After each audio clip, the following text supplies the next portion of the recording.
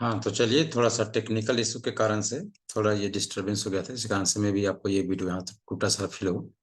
चलिए, तो हम लोग कहाँ चल रहे थे? तो जी हाँ, कंजुगेट एसिड कंजुगेट इस बात कर रहे हैं। तो H2O के पास लोन पेयर था तो H प्लस ये लिया, और H प्लस लेने के कारण से ये आपका क्या कहलाएगा? बेस कहलाएगा। और क्या बनेगा हमारा? H3O positive. अब ये जो H3O क्या करेगा? H प्लस डोनेट करेगा। और अगर H प्लस डोनेट करेगा तो ये बेस नहीं, यहाँ पे सॉरी, बेस नहीं, अगर कोई H प्लस डोनेट करता है तो इसका मतलब ये क्या कहलाएगा? हमारा एक तरह का एसिड।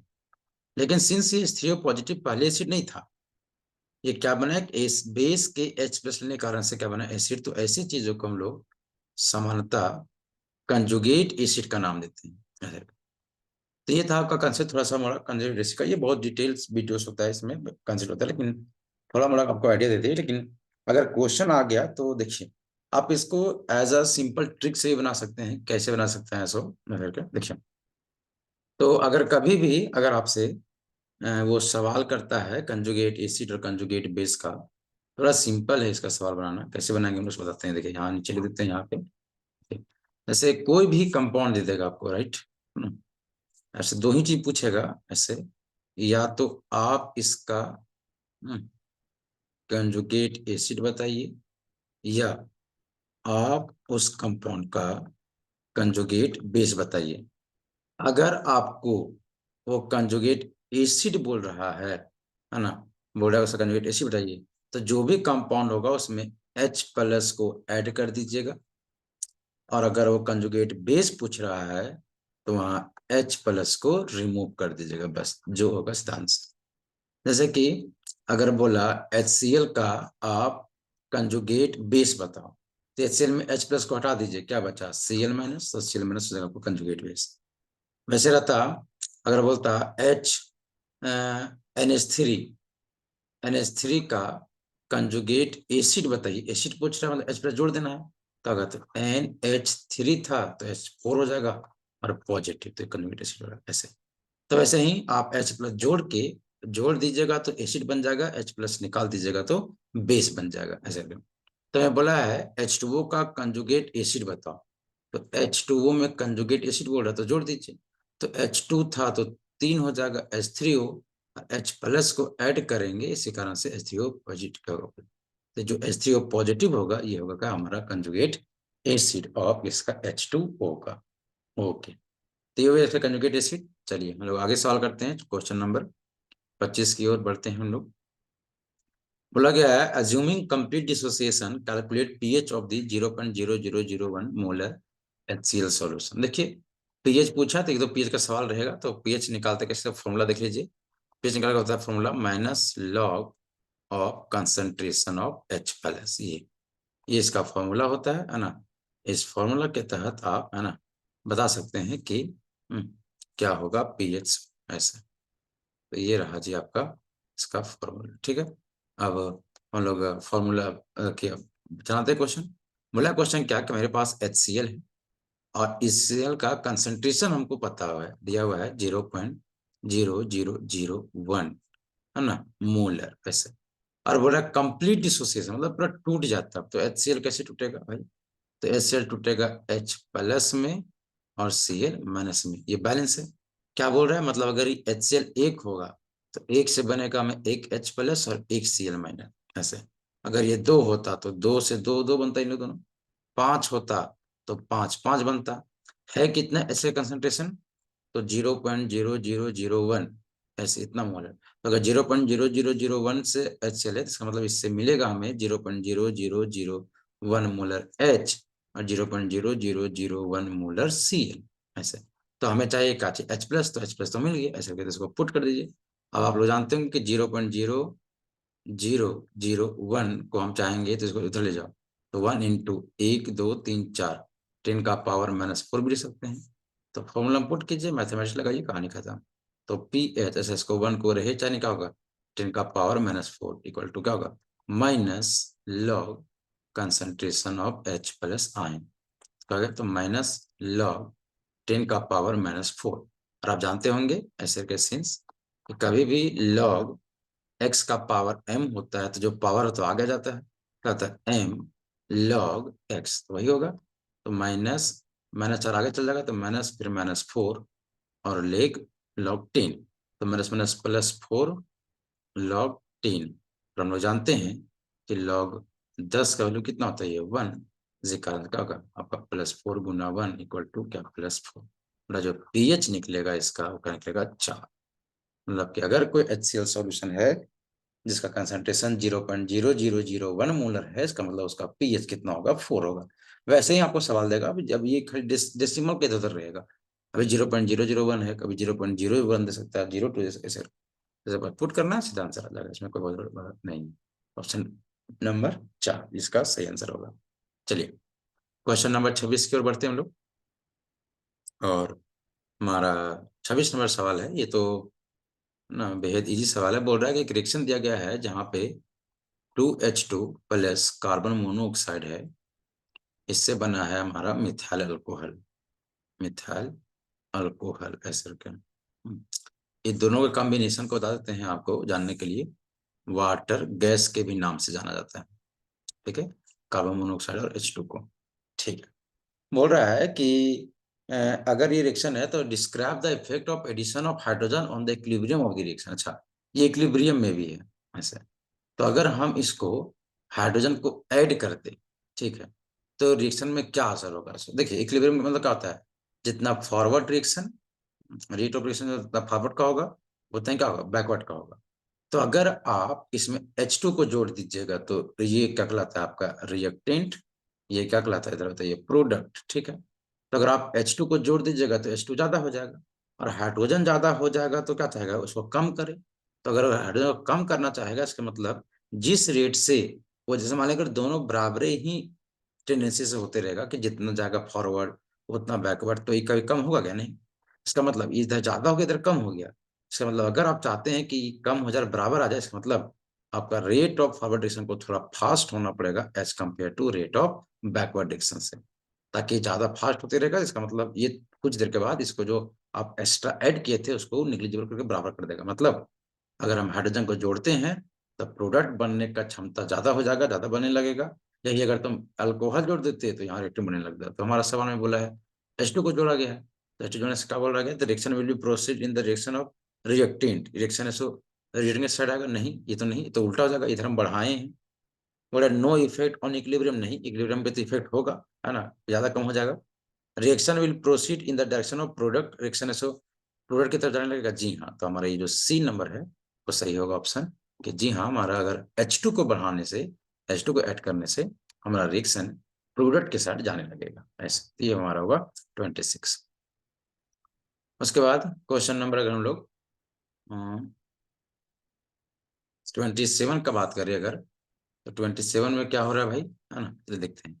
बोले H2SO4 में ऑक्सीजन स्टेट ऑफ सल्फर क्या है। ये तो ठीक है, 1 नंबर का सवाल यहाँ भी आना है बाबू, एकदम फिक्स है। तो हमारा दिया हुआ है H2SO4, हमें बोला गया है कि ऑक्सीडेशन नंबर सल्फर का निकालो। ठीक है, देखिए अगर हम कभी भी यहाँ 3 एलिमेंट है, हाइड्रोजन है, सल्फर है और ऑक्सीजन है। अगर जिसका हमें निकालना होता है उसको एक्स मानते हैं, और जिसका हमें नहीं निकालना होता उसका हम स्टैंडर्ड या तो जनरल मानते हैं। तो हाइड्रोजन का एटॉमिक नंबर 1 है तो 1 क्या होगा, +1, तो इसका ऑक्सीडेशन नंबर +1 माना जाएगा। ऑक्सीजन का एटॉमिक नंबर 8 है तो 2 और 6 इलेक्ट्रॉन एक्सेप्ट करेगा 2, इसका से -2 होगा। चलिए तो निकाल लीजिए, तो क्या होगा, न्यूट्रल मॉलिक्यूल है तो चार्ज 0 है, इसका क्या होगा, तो हाइड्रोजन 2 है और 2 का क्या होगा +1, प्लस में सल्फर 1 है तो सिर्फ x, प्लस ऑक्सीजन है 4 और -2 इक्वल टू 0। तो 2 + x -8 इक्वल टू 0, तो x -6 इक्वल टू 0, तो x इक्वल टू प्लस का 6 ऐसे। मतलब ऑक्सीडेशन नंबर जो सल्फर होगा कितना का, +6 निकलेगा ऐसे। ये तो सिंपल है, बहुत ही इजी सवाल है ये, है ना। तो ये हमारा होगा क्वेश्चन नंबर 27। चलिए question number 28, which of the following species do not show disproportionate reaction tendency ऐसे। अब कौन है जो डिस्प्रोपोर्शनेट रिएक्शन को नहीं दिखाएगा ऐसे। तो डिस्प्रोपोर्शनेट रिएक्शन को दिखाएगा नहीं दिखाएगा, उसके पहले हमको ये जानना होगा कि होता क्या है। ठीक है, तो अगर डिस्प्रोपोर्शनेशन अगर हम रिएक्शन का बात करें, तो कोई एक रिएक्शन समझ लीजिए ना, कोई भी एक रिएक्शन मान लीजिए, है ना। इसमें अगर ये रिएक्शन देखिए, अगर मान लीजिए यहाँ पे अगर ऑक्सीडेशन नंबर बढ़ता है, अगर ऑक्सीडेशन नंबर किसी एलिमेंट का बढ़ता है तो हम इसको ऑक्सीडेशन बोलते हैं।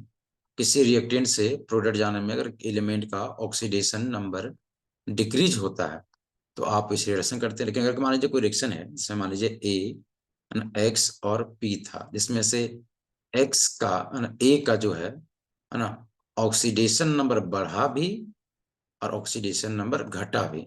ऐसा मतलब सेम ही एलिमेंट का, मतलब अगर किसी सेम एलिमेंट का ऑक्सीडेशन नंबर इंक्रीज भी करे और ऑक्सीडेशन नंबर डिक्रीज करे एक ही रिएक्शन में, इन अ सिंगल रिएक्शन, कि वही एलिमेंट दो चीज बना दे, है ना, सिंगल रिएक्शन, जिसमें से एक में उसका ऑक्सीडेशन नंबर बढ़ता रहे और किसी एक में उसका ऑक्सीडेशन नंबर घटता रहे, तो वैसे रिएक्शन को हम डिस्प्रोपोर्शनल रिएक्शन करते हैं। कैसे? तो बोला गया है कि इसमें से कौन है जो इस चीज को दिखाने के लिए असमर्थ होगा, मतलब कौन है जो बढ़ घट दोनों नहीं सकता है, वही देखना।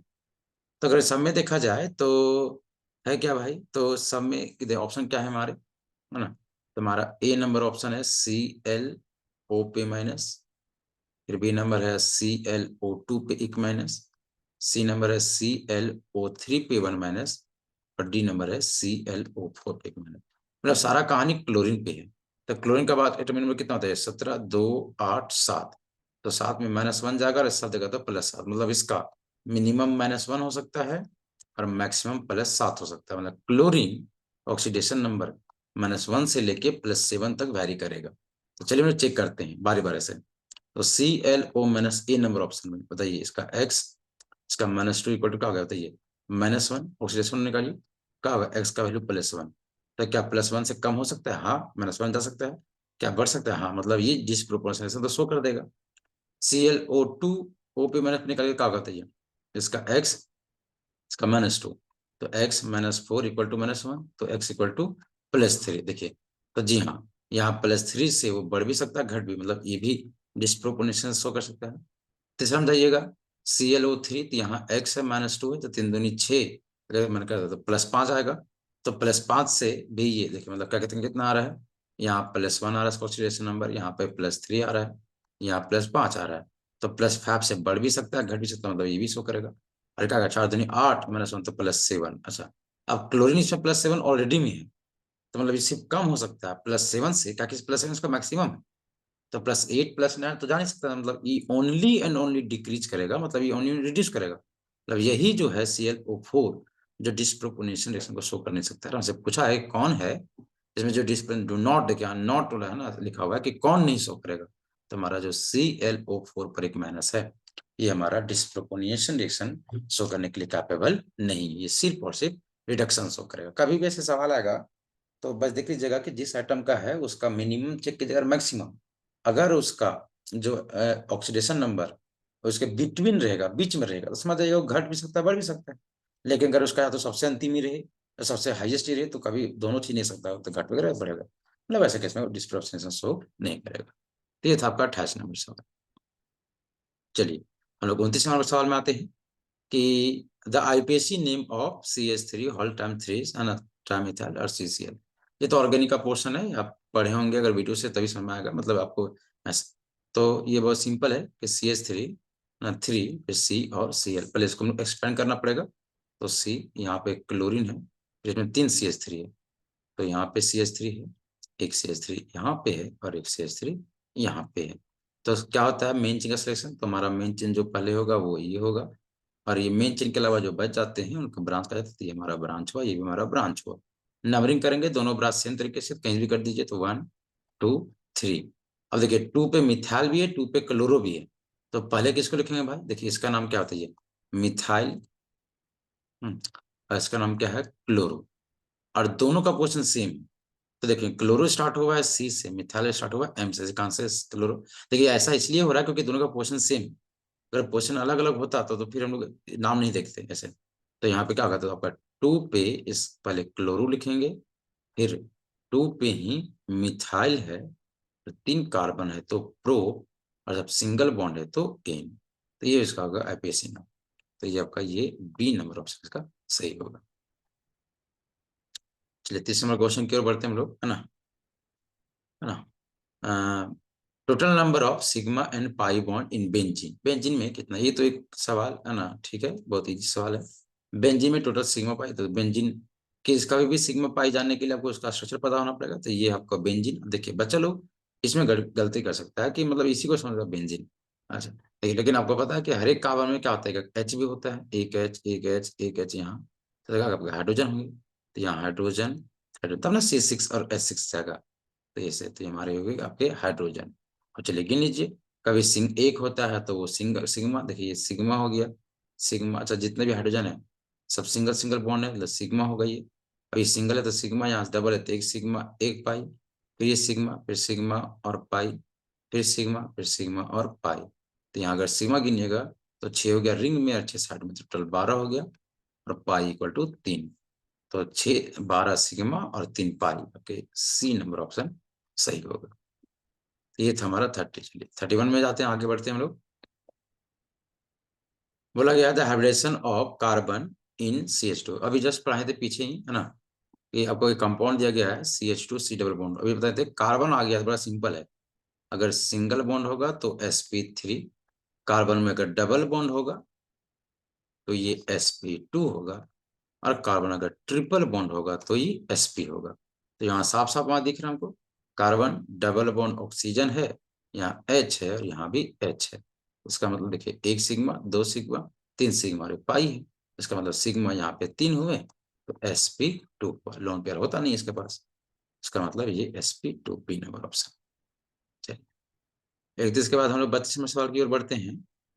तो 32 नंबर सवाल हमारा क्या बोलता है कि which of the following will not act as, देखिए इस नॉट वाला में बड़ा ध्यान दीजिएगा ना, कभी बड़ा देगा आपको, will not act as nucleophile, कौन है जो न्यूक्लियोफाइल के जैसा एक्ट नहीं करेगा। अब न्यूक्लियोफाइल के जैसा एक्ट करे, इसके पहले हमको जानना पड़ेगा कि न्यूक्लियोफाइल होता क्या है। ये न्यूक्लियो से तो आप एकदम सिंपली समझ रहे होंगे न्यूक्लियस, और न्यूक्लियस का मतलब पॉजिटिव चार्ज चीज, ठीक है, और फाइल मतलब होता है चाहना, ऐसे करके, वांट ऐसे। इसका मतलब ये हुआ कि जो व्यक्ति, है ना, चाहेगा, वांट पॉजिटिव चार्ज जो लवर होगा, है ना, हम उसको क्या बोलते हैं, न्यूक्लियोफाइल ऐसे। तो पॉजिटिव मतलब क्या होता है, इलेक्ट्रॉन कमी, मतलब अगर, तो पॉजिटिव कौन जा सकता है, तो कोई एक नेगेटिव वाला आदमी, या तो जिसके पास लोन पेयर होगा, यही दोनों ऐसे हैं जो लव कर सकते हैं, चाह सकते हैं, किसको बताइए, पॉजिटिव चार्ज को। तो एक न्यूक्लियोफाइल मतलब बोलते हैं, मतलब एक नेगेटिव वाला को, और जिसके पास इलेक्ट्रॉन होता है लोन पेयर के रूप में, उन लोग क्या होते हैं, न्यूक्लियस चाहने वाले होते हैं, पॉजिटिव चाहने वाले होते हैं, इसी कारण से उनको न्यूक्लियोफाइल कहा जाता है। तो हमसे पूछा है कि कौन है जो न्यूक्लियोफाइल नहीं, पहले दिया अमोनिया, अमोनिया हमको पता है कि नाइट्रोजन के पास लोन पेयर होता है, मतलब ये तो चाहेगा, मतलब ये तो नहीं। या क्या होता है, Cl पर प्लस है, सर एक प्लस कभी भी प्लस को नहीं चाह सकता, इसका मतलब ये जो बी नंबर है Cl प्लस, वो कभी भी प्लस को चाहेगा नहीं, और प्लस को नहीं चाहेगा, इसी कारण से उसको न्यूक्लियोफाइल नहीं बोल सकते। जब Cl पर क्या होता है, Cl माइनस, हाँ जी हाँ, प्लस को चाहेगा नहीं, है न्यूक्लियोफाइल। चौथा नंबर H2O है, ऑक्सीजन के पास लोन पेयर होता है, इसका मतलब ये भी चाहेगा ऐसे। तो हमारा जो बी नंबर होगा Cl प्लस, वो कभी न्यूक्लियस नहीं चाहेगा, इस कारण से वो न्यूक्लियोफाइल कहला नहीं सकता है। ये हमारा 32 नंबर सवाल। चलिए 33 नंबर सवाल की ओर आते हैं। बोला गया है कि the type of structural isomer found in ऐसे, अच्छा देखिए स्ट्रक्चरल आइसोमर दिया हुआ है, दो कंपाउंड है, कौन से आइसोमर है सो बताना है। तो CH3 CH2O, CH2 और CH3, और एक कंपाउंड दिया हुआ आपका CH3O, CH2, CH2 और CH, देखिए अब इसके लिए इसका आंसर आने के लिए आपको डिटेल देखना पढ़ना पड़ेगा, तभी जाके बनेगा ये सवाल, मतलब क्या है सर। लेकिन हम लोग इसमें से जब, अगर हम स्ट्रक्चरल आइसोमर का बात करें तो मुख्य रूप से 4 होते हैं। एक चेन, जिसमें कार्बन का मेन चेन चेंज होता था, एक होता है पोजिशनल, जिसमें पोजिशनल फंक्शनल ग्रुप का होता है, एक होता है फंक्शनल, जिसमें से फंक्शनल ग्रुप ही चेंज होता है, और एक स्पेशल केस होता है मेटामरिज्म का, जो आपके लिए बस ईथर में दिखेगा, और ये ईथर है, दोनों तरफ ऑक्सीजन के, किसी भी ऑक्सीजन के दोनों साइड अगर कार्बन के चेन होते हैं तो उसको हम लोग बोलते हैं ईथर। और हुआ क्या, देखिए इधर कितना कार्बन है, इस ईथर के 2 कार्बन, इधर कितना कार्बन है 2, इधर हो कितना गया 1, और इधर कितना गया 3। किसी ईथर के अगर दोनों साइड नंबर ऑफ कार्बन में अगर चेंज हो जाता है, तो ऐसे वाले आइसोमर को, मतलब देखिए इन दोनों के पास फॉर्मूला एकदम सेम है, देखिए 4 कार्बन इसमें भी है, 3 2 5 10 हाइड्रोजन इसमें भी है, और एक ऑक्सीजन, इसमें भी 4 कार्बन, 10 हाइड्रोजन और ऑक्सीजन। लेकिन फिर भी इन लोग का नाम अलग अलग होगा, फॉर्मूला अलग, स्ट्रक्चर अलग अलग है इस कारण से। तो किसी ईथर के दोनों तरफ कार्बन के संख्याओं में ही चेंज हो जाए, अल्काइल ही चेंज हो जाए, तो वैसे चीज को हम लोग मेटामेरिज्म बोलते हैं। इसके लिए आपको डिटेल थोड़ा वीडियो देखना पड़ेगा आइसोमेरिज्म का, तो आपको समझ में आ जाएगा। तो ये था आपका मेटामेरिज्म, इसका आंसर होगा।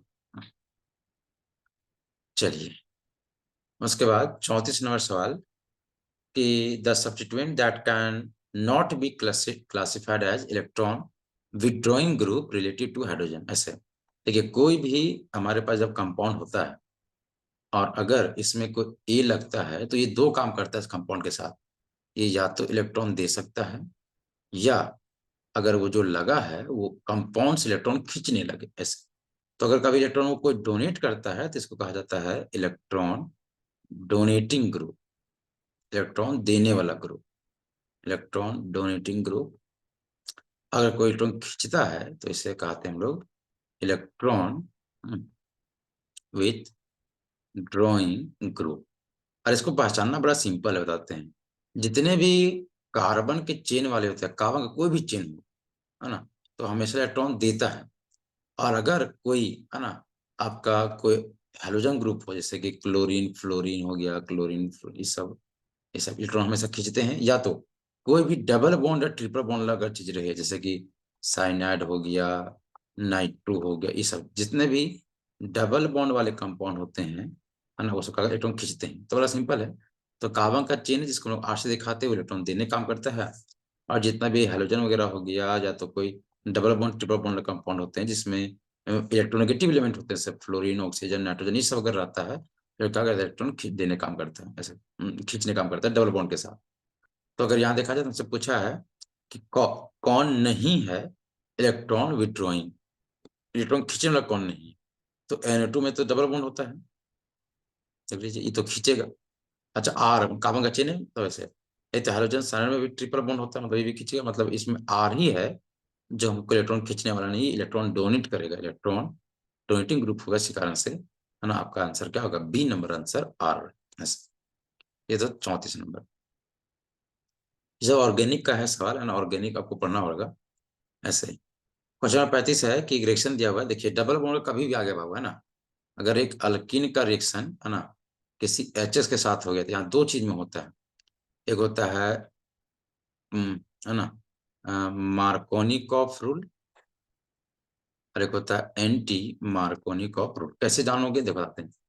अगर आपको अल्कीन है और अगर HCl या HBr है, तो समझ जाना यहाँ पे मार्कोनिकॉफ रूल चल रहा है।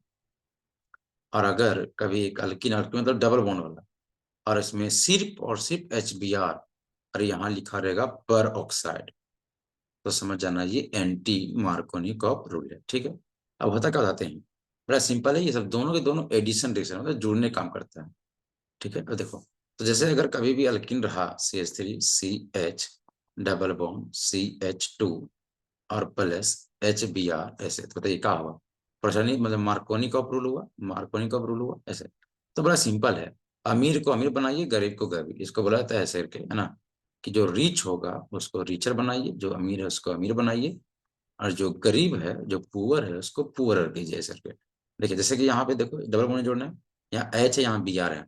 इसके पास एक हाइड्रोजन, इसके पास दो हाइड्रोजन है।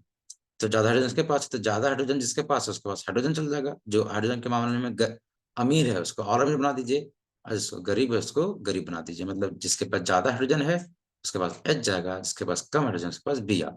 क्या बनेगा हमारा, CH3CH, यहाँ पे Br, और यहाँ पे CH2 था पहले से, एक ऐसे क्या बना, 2 ब्रोमो। देखिए 1 2 में आएगा ऐसे, 2 ब्रोमो, और 3 क्या, 3 कार्बन है तो प्रोपेन ऐसे। मतलब ये कहानी होगा 2 ब्रोमो प्रोपेन।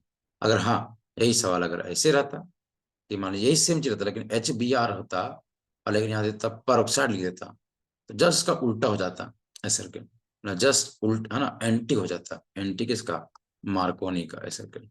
तो यहाँ पे जो मैंने उल्टा, जैसे H गया था साइड में, भी H जाता बीच में, भी आ जाता साइड में, मतलब इसका बनता CH3CH2CH2, और यहाँ पे Br हो जाता ऐसे। तो इस तरीके से हम लोग बना सकते हैं। ये था 35 नंबर सवाल। उसके बाद हो गया 36 नंबर क्या है, सब रिएक्शंस हैं। देखिए रिएक्शन तो आपको ध्यान रखना पड़ेगा, है ना, तभी ये बनेगा सवाल। बोल रहा है कि the addition of water to ethyne, ethyne दिया गया है हमें, ठीक है, और इसमें अगर हम एडिशन कर दे वाटर का in the presence of mercuric sulphate, mercuric sulphate and mercuric है ना, तो ऐसे Hg2+ होगा, Hg सिर्फ होगा, हाँ, और डाइल्यूट H2SO4 के प्रेजेंस में तो क्या बनेगा। सो देखिए एडिशन लिखा हुआ इथाइन किसको बोलते हैं, ट्रिपल बॉन्ड है तो C triple bond C H और प्लस में क्या H2O। देखिए H पानी में क्या होता है H+ और OH माइनस, तो इस जगह जाएगा H, इस जगह जाएगा OH, क्या बनेगा, तो CH ट्रिपल बॉन्ड से बन जाएगा डबल बॉन्ड, है ना, एक जगह जाएगा H और एक जगह जाएगा OH। अब जो लोग पढ़े होंगे ऑर्गेनिक उनको पता होगा कि डबल बॉन्ड और OH इसको हम लोग इनोल बोलते हैं, ये टॉटोमराइजेशन कर जाएगा, टॉटोमराइजेशन कर जाएगा, और जो H है वो यहाँ चल जाएगा, डबल बॉन्ड यहाँ आ जाएगा ऐसे, मतलब ये ऐसे शिफ्ट होता है, क्या होगा, तो यहाँ जाएगा CH3 C double bond OH ऐसे, जिसको हम लिखते हैं CH3 CHO, एल्डिहाइड बन जाएगा एक तरह का, माने क्या इसको बोलते हैं हम लोग एल्डिहाइड ऐसे, ठीक है। तो हमारा ये जो बी नंबर ऑप्शन है वो क्या होगा हमारा, करेक्ट होगा इसका। चलिए 37 नंबर सवाल की ओर आते हैं। The necessary condition for any system to be aromatic are, अगर किसी भी सिस्टम को एरोमेटिक होना है तो क्या, देखिए कोई भी कंपाउंड होगा उसको अगर एरोमेटिक होना है, एरोमेटिक कहलाना है, तो उसके लिए कुछ कंडीशंस होते हैं, 4 कंडीशन होता है उसको पता। सबसे पहला बात उसको होना चाहिए साइक्लिक, ओपन कभी नहीं होना चाहिए, गोल होना चाहिए। दूसरा बात उसका पाई इलेक्ट्रॉन डी लोकलाइज होना चाहिए पूरे सिस्टम में, डी लोकलाइज होना चाहिए, मतलब वो पूरा पाई इलेक्ट्रॉन घूमते रहना चाहिए, उसका पाई इलेक्ट्रॉन मैंने पाई बॉन्ड। तीसरा होता है इसका, है ना, वो प्लेनर होना चाहिए, प्लेनर मतलब अगर किसी एक प्लेन में उसको रखा जाए तो सारे के सारे एटम उसमें टच होने चाहिए। और चौथा वो फॉलो करना चाहिए हक्कल्स रूल को। अगर ये 4 कंडीशन को फॉलो करता है तब जाके हम उसको एरोमेटिक बोलते हैं, अन्यथा हम उसे एरोमेटिक बोलते नहीं। तो बोला गया कि the necessary condition for any system to be aromatic are, कि कौन से, है ना, नीचे दिए गए कंडीशन है जो एरोमेटिक, तो पहला प्लेनेटरी मतलब प्लेनर होना चाहिए, हाँ ये कंडीशन सही है। उसके बाद दूसरा बोला है कि वो complete delocalisation of pi electron in ring, हाँ पाई इलेक्ट्रॉन भी घूमना चाहिए पूरा प्लेन। हक्कल्स रूल, हाँ ये भी मतलब यहाँ पे डी नंबर ऑप्शन सही होगा, कि जितना भी लिखा गया बात है सबके सब कंपलसरी है, तीनों के तीनों बात उसमें होने चाहिए। तो ये था हमारा 37 नंबर सवाल। 38 नंबर सवाल में जाएं तो बोला है कि एक रिएक्शन दिया हुआ है, ये मेमोरी बेस्ड सवाल है, CH3Cl ethyl chloride plus 2 times sodium plus Cl और CH3 in the presence of dry ether, तो हमारा क्या बना है एक इथेन, जस्ट डबल हुआ है कार्बन, तो कभी भी एक कार्बन से डबल कार्बन जो बनाते हैं उस रिएक्शन को ओज रिएक्शन कहा जाता है, इसी कारण से इसको हम लोग ओज रिएक्शन बोलेंगे। ये याद करने वाली चीज है, नाम है साइंटिस्ट का जिन्होंने बताया था कि कभी भी अगर आपको डबल करना हो कार्बन को, 5 से 10 करना है, 2 से 4 करना है, 6 से 12 करना है, 1 से 2 करना है, तो हम लोग अल्काइल हैलाइड और सोडियम का रिएक्शन करा देते हैं ड्राई ईथर के बनने में, तो उससे हम लोग क्या बनता है आपका अल्केन बनता है। ये तो 38 नंबर सवाल ये हो गया। तो 39 की ओर बढ़ते हैं हम लोग। 39 नंबर सवाल में है कि which of the following is not electron displacement effect in covalent bond, कौन है जिसमें इलेक्ट्रॉन डिस्प्लेस नहीं होता कोवेलेंट बॉन्ड। देखिए ऐसे अभी सवाल है ना, पढ़ने जाने के लिए आपको ये सब चीज जानना पड़ेगा, लेकिन इसमें से हम लोग आंसर ऐसे बना सकते हैं, जैसे कोई भी कोवेलेंट बॉन्ड हुआ ए से बी, तो इसमें इलेक्ट्रॉन डिस्प्लेस होते हैं अलग अलग तरीकों, जैसे कोई खींचते रहता है जिसको हम लोग इंडक्टिव फील्ड बोलते हैं सिग्मा बॉन्ड से, अगर पाई इलेक्ट्रॉन है तो वो घूमते रहता है जिसको हम लोग रेजोनेंस बोलते हैं। यहाँ पे भी ये इलेक्ट्रॉन डिस्प्लेस क्या घूमा, रेजोनेंस होता है कि पाई इलेक्ट्रॉन का घूमना, तो ये भी रेजोनेंस क्या। अपर कन्जुगेशन क्या होता है कि किसी डबल बॉन्ड में के बगल वाले जो अल्फा हाइड्रोजन होते हैं वो भी घूमते हैं पाई इलेक्ट्रॉन के साथ, तो ये भी हुआ। और डिस्टिलेशन मतलब क्या होता है, डिस्टिलेशन मतलब होता है कि कोई भी दो मिक्सर को अलग करना, है ना, हीट वगैरह से, तो मतलब ये तो नॉर्मल प्रोसेस हो गया, मतलब इसमें कोई इलेक्ट्रॉन घूमता नहीं है। ये तीनों हाइपर कंजुगेशन, रेजोनेंस और इंडक्टिव, ये तीनों ऐसे नाम हैं जहाँ पे किसी सिस्टम का इलेक्ट्रॉन घूमता है, या तो डिस्प्लेस होता है इधर से उधर जाता है, लेकिन डिस्टिलेशन में चीजें अलग होती है। इस कारण से डिस्टिलेशन जो मेरा होगा इसमें हमारा ये सही आंसर, क्योंकि मुझे बोल रहा है नॉट, कौन है जो नहीं है, जो इलेक्ट्रॉन डिस्प्लेस को दिखाता है ऐसे। तो डिस्टिलेशन किस इलेक्ट्रॉन डिस्प्लेसमेंट को दिखाता है, बस ये सेपरेशन को दिखाता है, सेपरेट करता है। जैसे दारू और पानी मिल गया, हमको अलग करना है, तो डिस्टिलेशन से होगा ऐसा। तो इस तरीके से हम लोग बता सकते हैं ऐसे। और लास्ट सवाल हम लोग देखते हैं, क्वेश्चन नंबर 40। बोला गया है the dehydration of ethanol in produce कैसे। इस सवाल को अगर आप अंग्रेजी जानेंगे तो ऐसे बना दीजिएगा बिना पढ़े हुए। हमारे पास क्या लिखा हुआ है, CH3 CH2OH में डाला गया है कंसंट्रेटेड H2SO4 443 केल्विन। इस पे ध्यान दे, कभी भी तेजाब जहां भी आ जाए सल्फ्यूरिक एसिड, तो इन लोग बस एक ही काम करता है, और वो काम क्या है, डिहाइड्रेशन। डिहाइड्रेशन का मतलब होता है रिमूवल ऑफ पानी। जहां कहीं भी अगर आपको H2SO4 दिख जाए, रिमूवल ऑफ H2O, तो समझ जाइएगा उस सेक्शन में एक ही काम होना है, पानी निकलेगा ही निकलेगा। और अगर इसमें है तो इसमें अगर वाश कर लीजिएगा प्लस में वाटर ही निकलेगा निकलेगा। अब वाटर निकल गया तो क्या बचा, देख लीजिए, तो क्या बचा, H2O निकल गया तो एक H खत्म और OH खत्म। देखिए तो ऐसे बन जाएगा ये कहानी, क्या बनेगा देखिए, कार्बन कम हुआ कर, नहीं तो दो का दो कार्बन रह जाएगा। कार्बन कितना था, 3 2 5 1 6, तो दो तो निकल गया था, तो क्या बचेगा आपका, 4 गो हाइड्रोजन। एक ऑप्शन था, एक ऑप्शन पर निकल गया, मतलब C2H4। सीधा तो मतलब C2H4 बन जाएगा सीधा, है ना, क्या होगा आपका C2H4।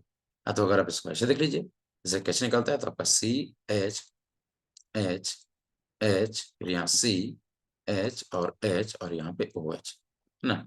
जिस कार्बन से ये होता है इसको हम अल्फा बोलते हैं, इसके बगल में बीटा, तो बीटा का H, इसका OH, ये दोनों मिलके पानी निकल जाता है, क्या बनेगा आपका CH, यहाँ सिंगल बॉन्ड CH और H, और बैलेंस पूरा करने के लिए क्या होगा, यहाँ पे डबल बॉन्ड बनेगा ऐसे, मतलब एक अल्कीन बनता है, और अल्कीन का फॉर्मूला क्या होता है, C2H4S। तो इस तरीके से हमारा एल्कीन बनेगा। तो ये था आपका पूरा कंप्लीट, है ना, 40 के 40 क्वेश्चन मॉडल सेट के, है ना। देखिए ये कोई एक्सप्लेन पूरा वीडियो नहीं था जिसमें आपको हर चीज बता दिया जाए, ये उन्हीं को पूरा समझा दे चैप्टर पर। मान लीजिए कोई ऑर्गेनिक कभी नहीं पढ़ा हुआ, उसको कैसे नहीं, तो उसको ऐसे नहीं हो सकता, है ना। तो वजह से आपको थोड़ा सा आइडिया दे देगा आपको, है ना, आपको दिखना ही पड़ेगा। फिर मैंने चैप्टर का कमांड होगा जैसे, तो वीडियो से देखिए, है ना, चैप्टर्स को, उसके बाद फिर इसको कंप्लीट कीजिए। चलिए धन्यवाद आपका, है ना, शुभ रात्रि।